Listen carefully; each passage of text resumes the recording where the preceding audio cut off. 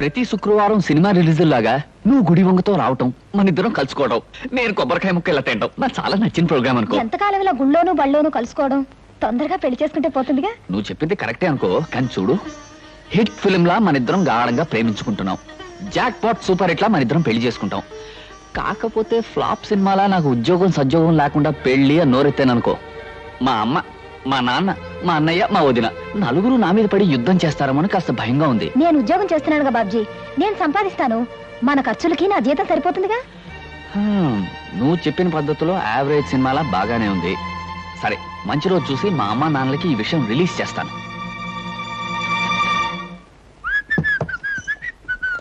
ఏమయ్యా బాబ్జీ, ఇలా రా. ఏంటొద్దునా? కూరలు తరిగి పెట్టు, నాకు వేరే పనుంది. కూరలు తరిగి పెట్టడమా? అవునయ్యా, అవతల నాకు చాలా పనులున్నాయి, నువ్వు ఈ పని చేయి. అది కాదు వదినా, కూర తిని పెట్టమను, తిని పెడతాను. అయినా నేను కూరలు తరగడం ఏంటి? సరే, నువ్వు వెళ్ళి నీ పని చూసుకో, నేను తరిగి పెడతాను, నాకు ఇది అలవాటే.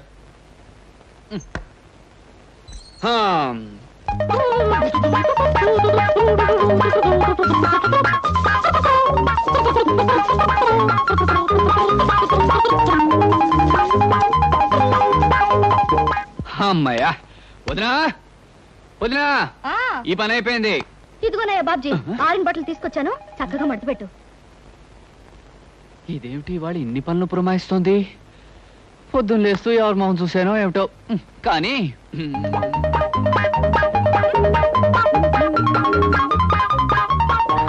వదినా, ఇదిగో మడత పెట్టేశాను. అమ్మయ్యా, ఉండోయ్యా, 2 బిందెలు నీళ్లు తెచ్చిపెట్టు. అలాగే.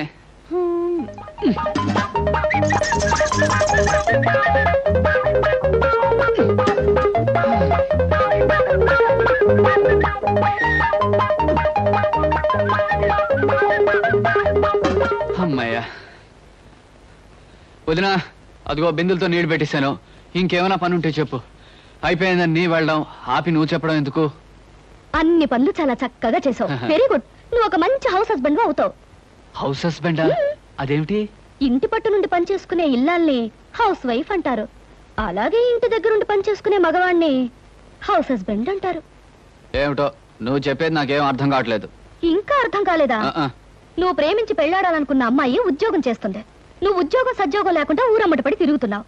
రేపు పెళ్ళయ్యాక ఇంటి దగ్గర ఉండి పని చేయొచ్చు. ఎందుకంత కోపం? ఉద్యోగం పురుష లక్షణం అంటారు. ఆ లక్షణాలేని నీలాంటి వాడిని ఏమంటారో నాకు తెలియదు. మగవాడన్నాక కష్టపడి 1 రూపాయన్నా సంపాదించాలయ్యా, లేకపోతే ఆడదానికి లోకు అవుతాడు, గుర్తుంచుకో.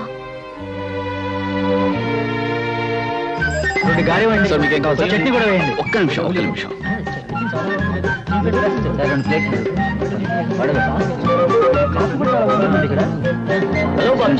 హలో కుమార్, ఏమిటో మొబైల్ క్యాంటీన్ రన్ చేస్తున్నావు? ఒరే, మనిషి అన్నవాడు తప్పు నేరం చేయకుండా ఏ పని చేసినా మంచిదేరా. నీకేం కావాలో చెప్పు, ఫ్రీగా ఇస్తాను. సార్ మీకు 10 పైసలు కదా. ఇవ్వండి. అక్కడ చట్నీ కూడా వేయండి.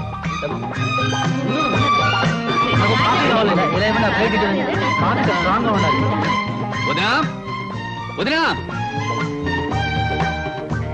వదినా. ఏమిటయ్యా బాబ్జీ, ఏదో లోకానికి గెలిచిన వీరుల్లో అంత హుషారుగా ఉన్నా? ముందు ఈ స్వీట్స్ తీసుకో వదినా, తీసుకో. తన కాళ్ళ మీద తాను నిలబడి తన కష్టంతో సంపాదించింది రూపాయన మనిషికి ప్రపంచాన్ని గెలిచినంత ఆనందంగా ఉంటుంది వదినా. ఇదిగో మొట్టమొదటిసారిగా నేను సంపాదించిన డబ్బు. నాకెందుకయ్యా, తొలి సంపాదన తల్లికి కానీ తండ్రికి కానీ ఇవ్వాలి. వెళ్ళి. వదినా, మా అమ్మా నాన్న నాకు జన్మనిచ్చుండొచ్చు, కానీ మాటలతో నన్ను మార్చి నాకు బ్రతుకునిచ్చావు. పుట్టడం గొప్ప కాదు, పుట్టినందుకు మనిషి ప్రయోజకుడు కావడం గొప్పనే నా కళ్ళు తెరిపించావు. అందుకే మా అమ్మా నాన్నల కంటే నువ్వే నాకు ఎక్కువ. ప్రతిరోజు దండం పెట్టుకుని పూజించవలసిన దైవం నువ్వే గనక నా మొదటి సంపాదన నీకిస్తున్నా. తీసుకోవద్దునా.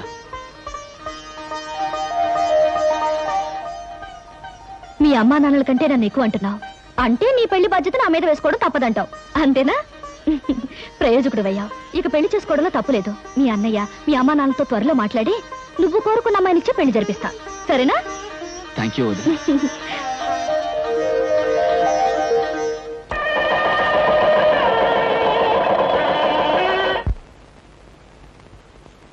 అమ్మా సీత, సీత. ఏమిటి నాన్న ఇలా వచ్చావు? నన్ను చూడాలనా నా పరిస్థితి చూడాలనా? అబ్బే, ఆ 2 కాదమ్మా, ఈ 2000 నీకు ఇవ్వాలని. ఇది దానం ధర్మం బహుమతి కాదమ్మా, బోనస్. మీ ఆయనకి ఇచ్చే బోనస్ అమ్మా. మా ఆయనకి బోనసా? ఆహా, మీ ఆయనకి మాత్రమే ఇచ్చే బోనస్ కాదమ్మా. ఆఫీసులో ఉన్న స్టాఫ్ 25 మందికి ఇలా 2000 చొప్పున ఇచ్చాను. ఎందుకు ఇస్తున్నానో తెలుసా? బాగా లాభాలు వచ్చాయమ్మా. అందుకే అందరికీ ఇచ్చాను, మీ ఆయనకి కూడా ఇస్తున్నాను. తీసుకోక తప్పదు.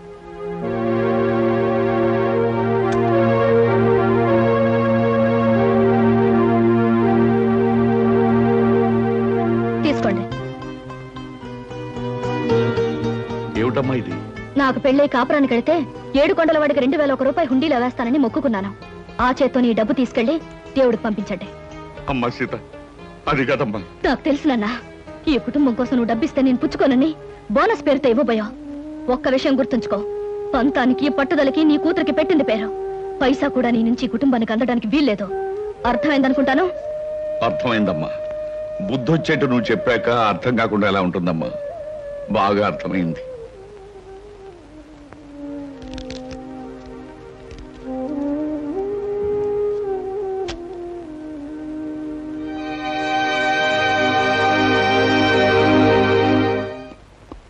గుడ్ మార్నింగ్ మావయ్య గారు. ఏమిటి కవర్ చేశారట? చూడు కృష్ణ, మనం కొత్తగా పెట్టిన ఫర్నిచర్ ఏజెన్సీ తాలూకు సేల్స్ ప్రస్తుతం బాగానే ఉన్నాయి. కాకపోతే ఒక గొప్ప అవకాశం రాబోతుంది. తెలివిగా దాన్ని మనం పట్టుకోవాలి. అవకాశం అనేది కనిపించాలే గాని దాన్ని పట్టుకోకుండా వదలంగా అంకుల్. ఏమిటది? గవర్నమెంట్ హై స్కూల్స్ కి చైర్స్ టేబుల్స్ సప్లై చేయడానికి టెండర్స్ పెట్టుకోవడానికి కంపెనీలకు అవకాశం ఇచ్చారు. ఆ టెండర్ మందైతే ఖచ్చితంగా 5 లక్షలు, తప్పితే 10 లక్షలు ఆమొస్తుంది. అయితే తప్పకుండా ఆ టెండర్ మనదయ్యేటట్టు చేద్దాం. కాకపోతే ఈ టెండర్ కోసం చాలా కంపెనీలు ప్రయత్నం చేస్తున్నాయి. వాళ్ళందరికంటే తక్కువ కొటేషన్ తో మనం టెండర్ పెట్టాలి. ఇదిగో నేను అనుకుంటున్న ఫిగర్. Very good uncle. ఈ 10 లక్షల రూపాయల టెండర్ మందే అవుతుంది. ఈ కొటేషన్ నీకు నాకు తప్ప మరెవ్వరికీ తెలియటానికి తెలియదు. ఎవరికైనా తెలిస్తే తక్కువ పెట్టి ఈ టెండర్ కొట్టేయడానికి ప్రయత్నిస్తారు. అందుచేత ఎవ్వరికీ తెలియకూడదు. ఆఖరికి అమ్మాయి సీత కూడా. అలాగే uncle. Hello, Mahalakshmi agencies proprietor Gopalarao speaking. ఏంటి, ధనలక్ష్మి ఏజెన్సీ వాళ్ళు కూడా టెండర్ వదులుతున్నారా? కొటేషన్ ఎంత? బా, నువ్వు చెప్పినట్టు రహస్యం బయటకు పక్కనివ్వలేవయ్యా. ఎంతో చెప్పు, నేను ఎంత కొటేషన్ ప్లేస్ చేయాలో నాకు తెలుస్తుంది. ఎంత? 10 లక్షల. ఆల్ రైట్, మిగతా విషయాలు నేను చూసుకుంటాను.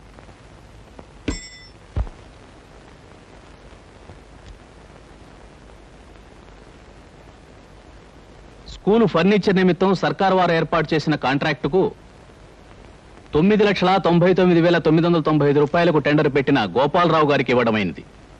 Don't talk mister Krishna. మన వ్యాపారానికి ఒక బంగారపు అవకాశమైన ఆ ఫర్నిచర్ టెండర్ ఆ గోపాలరావు ఏజెన్సీ చేజిక్కుందంటే it's an insult and defeat for us. నిజమే అంకుల్.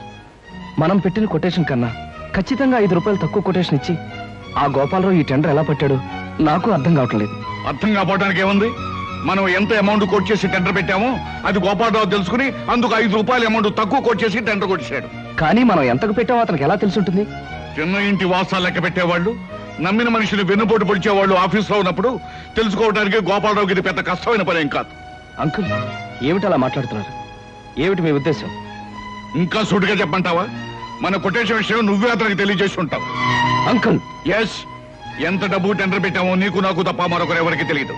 ప్రొపరైటర్ నేను కనుక అవతల పార్టీకి ఎలాగో చెప్పను. ఇకపోతే మిగిలింది నువ్వు. నీ వల్ల అతనికి తెలిసి ఉండాలి. అంకుల్, ఈ కంపెనీ నాదే. ఇది బాగుండాలని వీధి వీధి తిరిగి ఈ కంపెనీ ఇంత అవడానికి కారకుండైన వాడిని నేను ఈ కంపెనీకి అన్యాయం చేశానంటారా? నమ్మకాన్ని విశ్వాసాన్ని కూడా డబ్బు కమ్ముకునే రోజులవి. ఆ గోపాలరావు నీకు లక్షలు ఇస్తానో లేకపోతే తన కంపెనీలో వాటా ఇస్తానో ఆశ పెట్టుంటాడు. దాంతో నువ్వు నన్నే మోసం చేయడానికి సిద్ధపడ్డా. తప్పు చెయ్యకుండా నిప్పులాగా బ్రతకాలనుకుంటున్నా నన్ను నీతి లేనివాడు, మోసగాడు అంటున్న మనిషి మీరు కాక మరొకరు అయినట్టయితే నేనేం చేసేవాడో నాకే తెలియదు. గుప్పెడు మెతుకులు తిన్నా కష్టార్జితంతో సంపాదించానే గాని మరొకరిని మోసం చేసి సంపాదించలేదు. అలాంటి నన్ను అనుమానించి అవమానిస్తున్న మీ దగ్గర ఇంకా నేను పనిచేస్తే నాకు సిగ్గు, లజ్జ, నీతి, నిజాయితీ లేనట్టే లెక్క. అందుకే ఈ క్షణంలోనే రిజైన్ చేస్తున్నాను.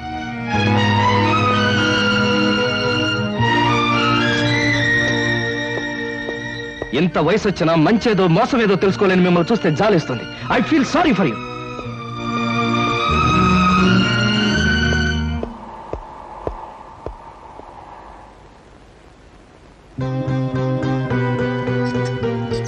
రామేన్, లోపలికి రావయ్యా. వద్దన్న మనుషుల దగ్గర నుంచి వచ్చేస్తున్నా నువ్వు కావాలనుకున్న మనుషుల దగ్గరికి రావాలయ్యా. అలా లైట్ పోల్లా నిలబడితే బాగుండదు. కారెక్కు మాట్లాడుకుందాం. Come on. Don't waste your valuable time.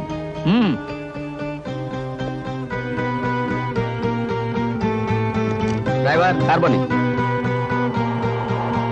Gopalarao, మా కొటేషన్ ఎంత అనేది మీకు ఎలా తెలిసింది? అది బిజినెస్ సీక్రెట్ అయ్యా. బుద్ధున్న బిజినెస్ మ్యాగ్నెట్ ఎవడు బయటికి చెప్పడు. చెప్పొద్దులండి. నన్ను ఎందుకు తీసుకెళ్తున్నారో అదేనా చెప్తారా? వరసకి మామ, వృత్తిలో బాస్ అయిన కోటేశ్వరరావు నిన్ను అరిచి కరిచినంత పనిచేస్తాడని నాకు ముందే తెలుసు. ఇలాంటి తెలివైన వాడిని తెలివి తక్కువగా వదులుకుంటున్నప్పుడు పట్టుకోవడమే నాలాంటి తెలివైన వాళ్ళ పద్ధతి. అంటే ఏమిటి మీ ఉద్దేశం? ఏముంది, నిన్ను మా కంపెనీకి జనరల్ మేనేజర్గా అపాయింట్ చేద్దాం అనుకుంటున్నాను. ఇప్పటి వరకు నువ్వు తీసుకున్న జీతం 2000, నేను నీకు 5000 ఇవ్వాలనుకుంటున్నాను. ముందు ముందు పెంచే ఉద్దేశం కూడా ఉంది. ఇక నా కంపెనీలో పనిచేయడానికి నీకు అభ్యంతరమే ఉంటుంది? అదృష్టం, అవకాశం నా రూపంలో నిన్ను వెతుక్కుంటూ వస్తే ఏదో ఆలోచించి వదులుకోవటం చాలా పొరపాటయ్యా. ఓకే అనేసి. ఓకే సార్, మీరిచ్చే ఆఫర్కి ఒప్పుకుంటున్నాను.